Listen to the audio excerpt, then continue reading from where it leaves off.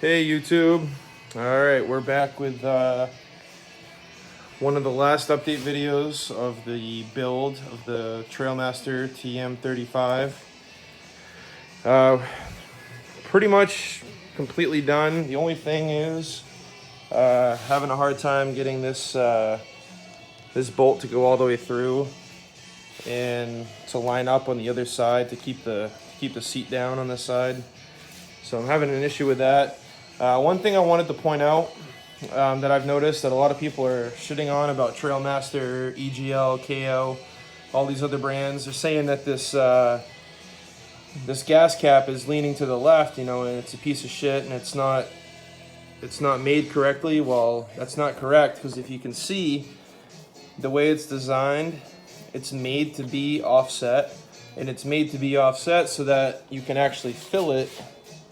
You can actually fill your gas tank on this side, which almost everybody fills their gas tank on this side, and you can now fill it easier because it's actually leaning towards you a little bit to help you get that nozzle in, and you can actually see the gas rise up. It's actually very smart. There's a lot of little things on this bike like this where they've actually thought about things, and you know, they've just done it right. Everything went together pretty smooth. I just took all the paper off the graphics and it looks freaking nuts. Tons of orange, tons of black and white, it's just awesome. The headlight is super bright, just tried that out. Looks really good. I put the Nibby 28 carburetor on. It's the same thing that came with it, but the better version of it. Running non-ethanol gas, which in Maine, where we live, is 90 octane.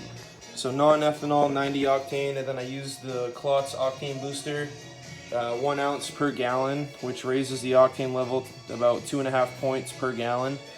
This is the only legit octane booster you can buy that really does raise the octane level and really gives true lubrication and performance. It works in 2-stroke motors, it works in bikes, 4-wheelers, it works in everything. It works in cars. It's incredible stuff. Dialed in the suspension.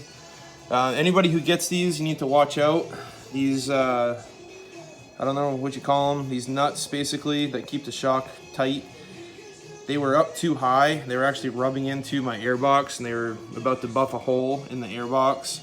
Luckily I caught that and I just, you know, adjusted my shock and brought it down a little bit, which works out good because I'm kind of heavy, so I needed to make the shock a little stiffer anyway. I took the shift lever, or not the shift lever, the kickstart lever, and took it off the splines, rotated it forward a little bit so that I can actually kick it. I've yet to try it, but it looks like it's going to work, where I can actually kick it all the way through a stroke without actually hitting the foot peg, which is a big complaint about these things. Cleaned up the brake rotors, put Loctite on every single thing that I could, every single nut and bolt that I possibly could that needed it. Yeah, I mean, there's not a whole lot to talk about other than it's just like an absolute kick-ass bike for the money. It's so worth it. And we're about to do a startup video pretty soon here, so hopefully all works well. Thanks for your help. Yeah, sure. Hey, thanks for your help, little Jackson.